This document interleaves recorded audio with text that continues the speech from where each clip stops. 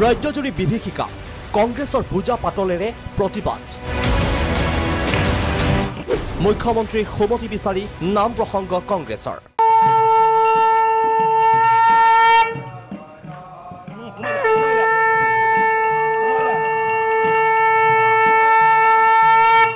এনে সময়ত কংগ্ৰেছৰ এই তাচ্ছিল্য কিয় প্ৰশ্ন বিজেপিৰ কাক নুবুলিবা ককা সকলোৰে দাড়ি চুলি পকা গুৱাহাটীত বান গুৱাহাটীৰ বাহিৰত বানৰ কালৰূপ মুঠতে ঘোৰ অমানিশাৰ ৰাজ্যত মুখ্যমন্ত্ৰীয়ে পূজা পাতল কৰিবলৈ জনোৱা আহ্বানৰ সঁহাৰি কংগ্ৰেছৰ সেয়েহে নাম প্ৰসংগ পূজা অৰ্চনা কৰি মহিলা কংগ্ৰেছৰ অভিনৱ প্ৰতিবাদ মানুহ বানপানীত ককবকাই মৰিবলগীয়া অৱস্থা হৈছে গুৱাহাটীত মানুহ ঘৰৰ পৰা ওলাব নোৱাৰা অৱস্থা হৈছে যে মুখ্যমন্ত্ৰীয়ে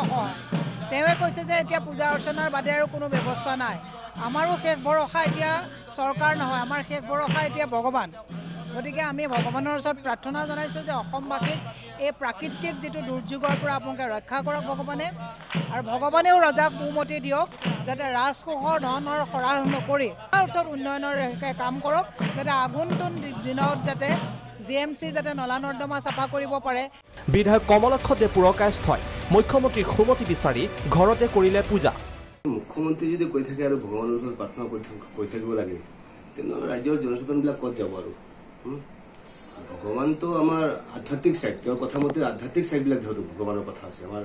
স্পিৰিচুৱেল কথা ভগৱানৰ কথাটো আছে এতিয়া বানপানী হৈছে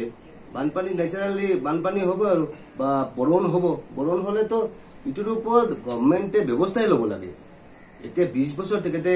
গুৱাহাটী ডেভেলপমেণ্টৰ মিনিষ্টাৰ আছিলে তেখেতে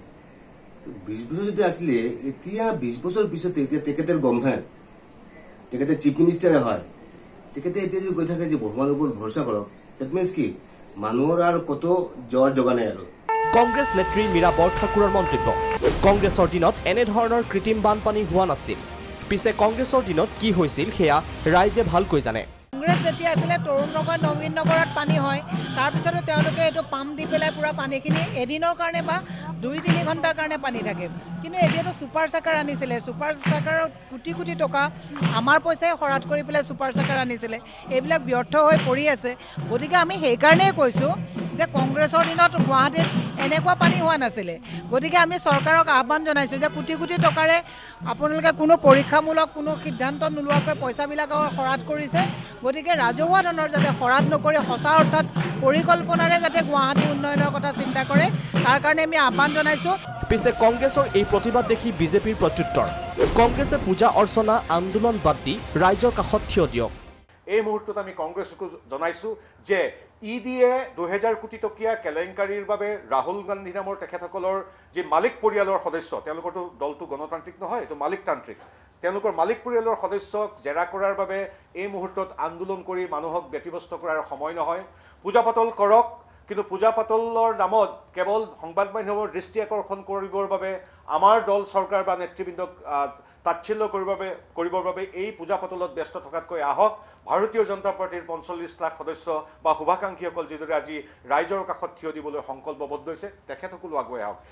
ৰাইজে ভুগিছে জমৰ যাতনা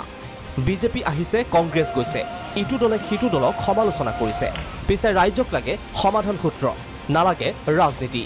মুখ্যমন্ত্ৰী ডক্টৰ হিমন্ত বিশ্ব শৰ্মালৈ ৰাইজৰ আশা আকাংক্ষা পিছে ৰাইজৰ আকাংক্ষাত যেন এতিয়া পৰিছে চেঁচা পানী ভিডিঅ' জাৰ্নেলিষ্ট দীপকৰ সহযোগত ববিতা গগৈ ৰিপোৰ্ট প্ৰাগ নিউজ গুৱাহাটী